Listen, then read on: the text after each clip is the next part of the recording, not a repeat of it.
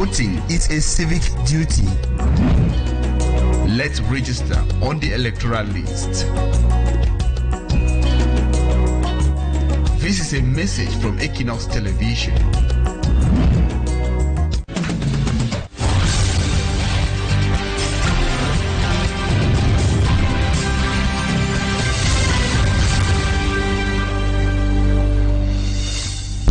It's 6 p.m. in Kumba in the Memek division of the southwest region of Cameroon, same time in Bamenda, which is a chief town of the northwest region. Good evening, ladies and gentlemen. Thank you so much for joining me on this edition of the 6 p.m. primetime newscast on Equinoxe Television. Our lone story tonight: a raging wildfire swept through the Kumba main market, specifically the Dubai Center, where phones and other electrical gadgets are being sold. The blaze, whose origin remains unknown, reduced at least 30 shops to ashes, leaving owners and traders in a state of despair. That's it for tonight's first part.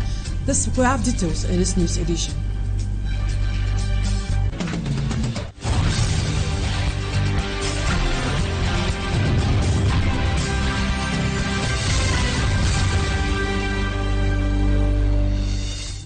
Thank you so much for always choosing Equinoxe Television for presentation. I am Immaculate Fogwe.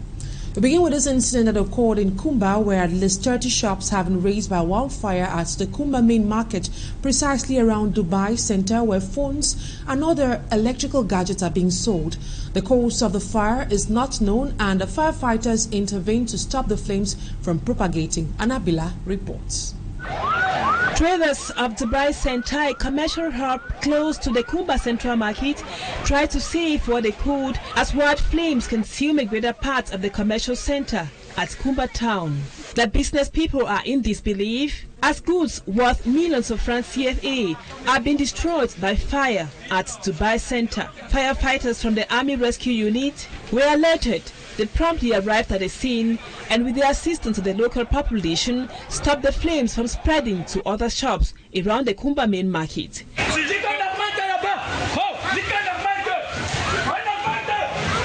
Besides phones, mattresses, carpets and other household equipment are sold at Dubai Center in Kumba. The DO for Kumba 1 and the SDO for the Memek division were present to get first-hand information on what happened. First of all, say a share to all the population affected, all the traders affected. At the state is going to do everything in order to re-establish them in their normal life. The cause of the inferno is still to be established, but the incident happened in an area where illicit fuel is sold most of the time. The same place that you are having such incident. I know that the Forces of Law and Order are going to make serious investigation to know why this particular place. But is it that population are too many there? Is it that is electricity that is disturbing, coming up and down? We are going to know. Fortunately enough, no human life was lost, and a mixed commission has been set up for further investigations. And some music artists stormed the premises of the Prime Minister in Yaoundé today to demand their dues worth about 830 million francs CFA. The frustrated artists say, despite having been to CRTV several times to demand for their dues, no tangible answers have been given to them. We have greater details with Innocent Aze. This college of disgruntled Cameroonian musical artists assembled in front of the Prime Minister's office in the capital city Yaoundé early Wednesday to address their frustration to the head of government, Chief Dr. Joseph Zongoute. The non-payment of the sum of 850 million francs CFA, a sum they believe has been blocked by CRTV since 2021, despite clear instructions from the head of state the sum be deposited in their account. I'm General Kingala, Cameroonian artist, the president of English-speaking musicians here at the Central Region. They have signed this money to distribute to artists, yet up to now they are unable to give this money to the artists or to share the money to the artists.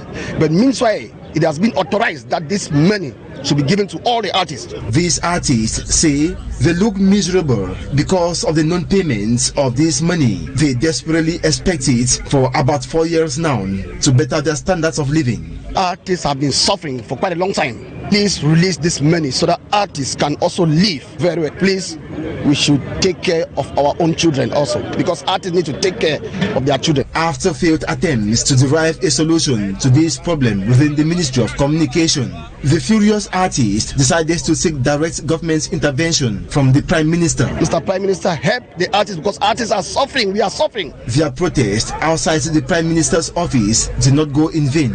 The head of government has taken the initiative to convene a meeting bringing together officials from the Ministry of Arts and Culture and artist representatives. This meeting, which is expected to take place soon, aims to closely examine the strikers' demands and seek a favorable outcome to this long-standing impasse.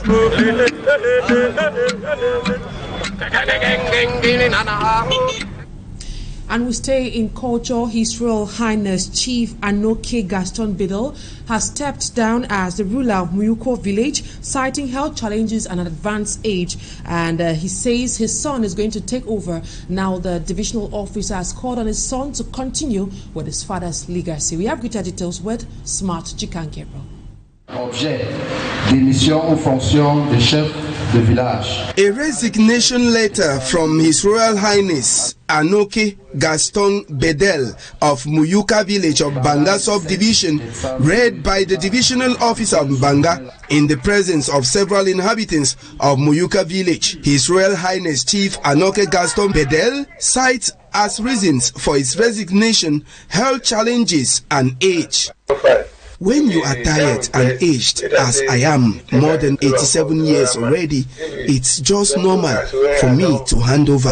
I don't like to be disturbed as you're doing now. Let those who are tired copy my example.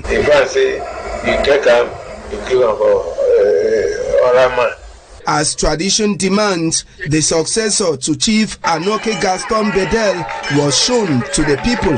Mukwele Eli.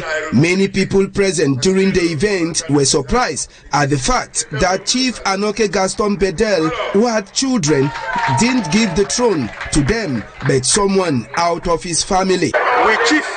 Our chief is tired, and because of poor health, he decided to resign and give back the throne to the rightful family. Those of us here have a particular family that a chief must be choosing from. The new chief was giving this advice. To the new chief, you should be careful about those who don't want to work, but think that they will get richer by extorting money from people, promising them land. Knowing that chieftaincy problems usually disturb the growth and development in many villages in Cameroon, the state's representative in Banga warns, if there is a patriarch here, the chief is the sole head in this village. If there is anything wrong, only the chief has the power to summon anyone. Those who have anything doing will start looking for land to sell. Let the chief take responsibilities into his hands. Natives of Muyuka now see former chief, His Royal Highness Anoke Gaston Bedel, as a role model for other leaders to copy his example. And away from culture, Albert Zongang, special advisor to the CRM president and presidential aspirant, says he's available to work with authorities to avoid violence and chaos in Cameroon. He was speaking to us after several hours of interrogation by gendarmerie authorities in Douala. Babla Jonathan tells us more. Following this summons, Albert Zongang was questioned for over 5 hours in the headquarters of the Littoral Gendarmerie Légion in the regional headquarters Douala. Tuesday. Et je dois préciser qu'il a été entendu par le collègion lui-même avec ses collaborateurs.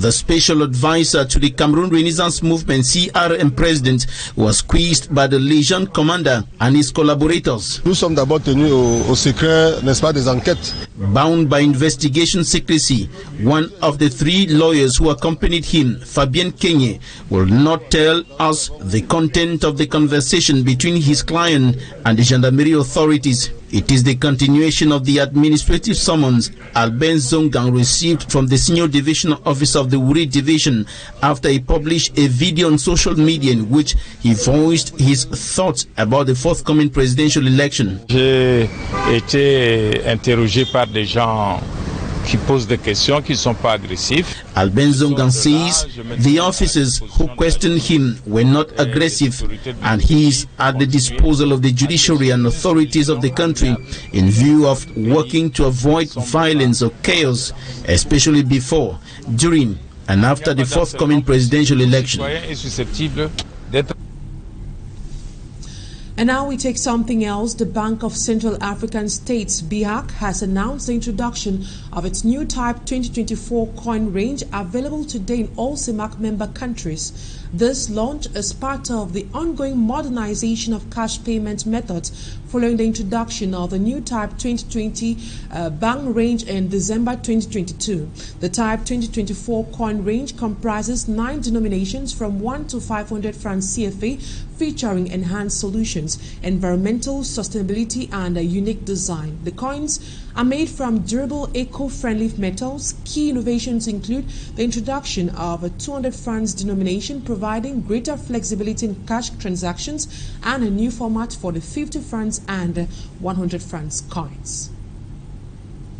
Away from that, as the world marks World Autism Day Awareness Day, our reporter Mala Glory spoke with a physiotherapist at the Lakantini Hospital to discuss the realities of autistic children.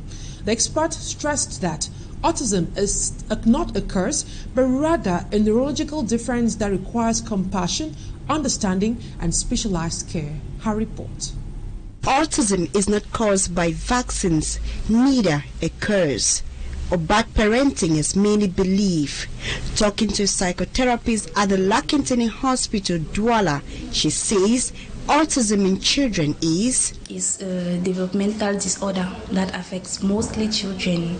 So in these children we can see there is a dysfunction of socialization, and you can see also some different malformation, and they have a developmental retardation. This was on the occasion of World Autism Awareness Day on April 2nd.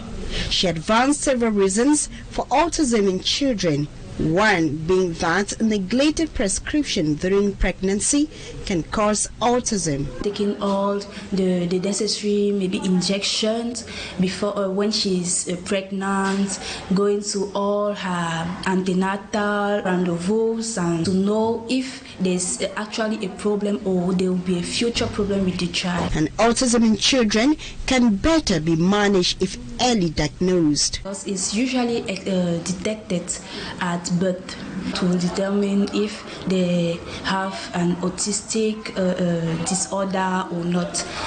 Down from that, they will start the management. Bisaudora says being autistic is not a fatality, as children with autism can live a normal life like other children if they are well catered by parents and guardians. A lot of specialists that are there to take care of them. So it's not a fatality. The mother should know that the child is also a child. They are children like other children, so they should not be rejected, and it's not witchcraft. World Autism Awareness Day is commemorated this year under the theme Advancing Neurodiversity and the UN Sustainable Development Goals. That's it for this first part of the news. Talking Points is up next.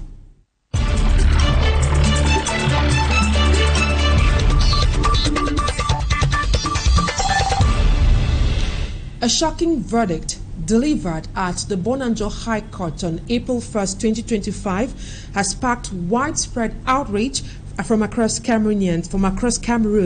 Bekobe Eric, the husband of slain teacher Diane Diango, was given a 5-year suspended sentence and a fine of 52,000 francs despite pleading guilty. And many Cameroonians have expressed outrage over the leniency of the sentence. To answer questions on this particular topic, we'll be receiving a civil society actor. She's known as Bergeline Domo. She's equally the coordinator of activities for Stand Up for Cameroon. Good evening, Bergeline Domo. It's a pleasure to have you on Talking Point tonight. Good evening, Immaculate. Good evening, dear televiewer. Thank you inviting me here to talk about the assassination of Mrs. Yangwe and the liberation of the killer who is her husband. Vaseline Domo, how did you feel when you heard the verdict in the Diane Yango's femicide case yesterday? Following the information we got that the killer were about to be free, my initial reaction was anger, a deep anger, the kind of anger that took from your feet to your hairs, and very disturbing information. And the anger, I'm angry against our judiciary system. We have been complaining since years and years, and nothing is changing. I'm also angry, very angry about the judge, the lady who gave that verdict. I'm very angry after her because she's a woman. She's decided that a killer must be free. She know what happened because the information was public. She know what the men did, and she decided not to give at least 15 or 20 years as a sentence, but she decided to free. So I'm really angry after that lady. Now, why do you think the 5 years suspended sentence and a fine of 52,000 francs CFA is kind of small to all, something that you least expected? What were you expecting exactly? Oh no, justice was not served, not at all. Justice, by this decision of giving only 5 years and this 53,000 fine as a decision, justice is just telling us that the life of Cameroonian women means nothing. You can torture her, you can violate her, you can rape her, kill her, and nothing will happen to you. Nothing will happen to the killer. Nothing will happen to the husband who killed her. And after killing her wife, he can move on with his life. He can go on with his activities while the woman is on the grave. And this is dangerous. This is not acceptable. I'm even accusing this justice. They are acting like if they are accomplice of the killers. Looking at how this case was handled, should Cameroonians really trust their justice system? This verdict is just revealing us what I said before. The life of a woman in Cameroon means nothing. Men are free to kill their wife as they want. Only 5 years. Why in other countries, why in other situations, the killers have like a sentence for at least 10 years. Most of time is 20, is above 20, it's above 20 years, and in Cameroon it's 5 years. And even this 5 years is not going to be served because the man is free. So he can the feminicides have good time in Cameroon. The men can go on, husbands can go on with their activities who are to kill their wife, and this is not normal. This is something we all women must stand against. And I'm calling the reaction we have today when we heard the information. The public clamor is something we must transform into action. And I'm in contact with many organizations that are already working on what is going to be done. Benjamin Domo, in the year 2024, more than 60 women are said to have been killed and their corpses discovered. And most of these cases, some of these women were killed by their spouses, with others maybe killed by armed bandits or attacked while on the way. Now, with such a judgment given by another woman who is the judge, what impact do you think this case will definitely have on our society today?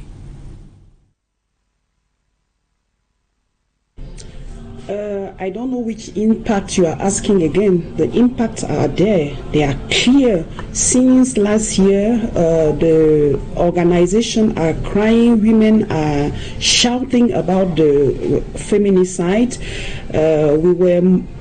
In 2024, we have more than 100 women who were killed by their husband or their brothers and everything. We stood, as women we stood, we shout, we demonstrate, and what happened? The situation is there. We are seeing the rate for 2025 is already alarming, and when you see how the justice is handling cases. And the case of Mrs. Yango is very symbolic. It's showing the reality. So the feminicide had good days in Cameroon, and until something is done by the justice, and the justice must do something. We must continue to push until the situation change, because the justice is clearly telling us that go on to the husband, go on, continue to kill, and no. How can the government of Cameroon and civil society organizations work together to prevent violence against women and ensure perpetrators are held accountable? And what reforms or changes would you like to see in the justice system to better address these issues? Before talking about the change that we would like to see in our justice, I think we must first talk about this case, because we got from Barrister Chakunte that is the qualification of the case that leads to this verdict. They talk about a fatal blow, that is the man punches to death. The man punches to death her wife instead of murder, instead of assassination. And we are sorry, because the judge was a woman, and she could have, with the element, all the element information she got, and either from newspaper, from the magistrate, even from the lawyer, she could have reconsidered she could have reconsidered it and put it as a murder, but she did not. So we are very, very angry about the judge. And now talking about our justice is not something new. We are crying, we are shouting since years and years that our justice have become injustice. So we need to really change the situation, and we are seeing how magistrate judges are corrupted, and knowing the system of governance. As human rights defender, as a militant, as an activist, I think we must totally reform our justice, and this must go with the refoundation also of our country, because you cannot work only on justice while the other part of the society is not giving. So we need to make a profound refoundation of the justice, and this refoundation goes with the refoundation of our country. From that, we will no longer see killers, assassinators moving around, looking as if nothing had happened. Just to make this clarification, we have no clear proof on whether the magistrate received any bribe, so we stay just with that court case that we just got. Thank you so much, Vigili, for accepting my invitation on Talking Point. Any last word for our viewers?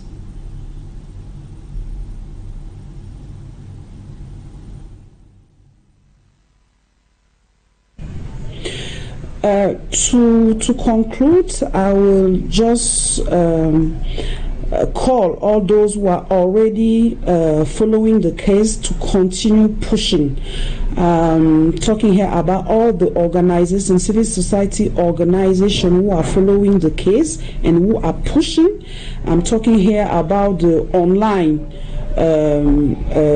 journalists, about online activists, about all those who are really concerned and who are saying no, this is too much.